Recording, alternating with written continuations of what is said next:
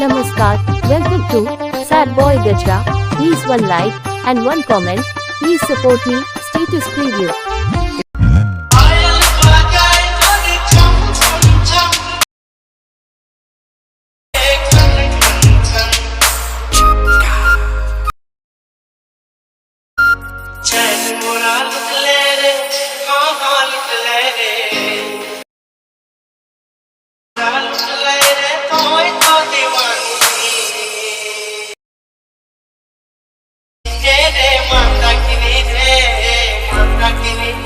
Channel को subscribe करो पहले। हाँ जल्दी करो, मुझे पता है कि आप लोग नहीं करते हो, वीडियो देखते हो लेकिन सब्सक्राइब नहीं करते। ये लाल कलर का बटन नहीं से दबाओ, जल्दी दबाओ, जल्दी दबाओ, फिर मैं शुरू करूँ। दबा दो जल्दी, दबा दिया, घंटी भी दबा देना।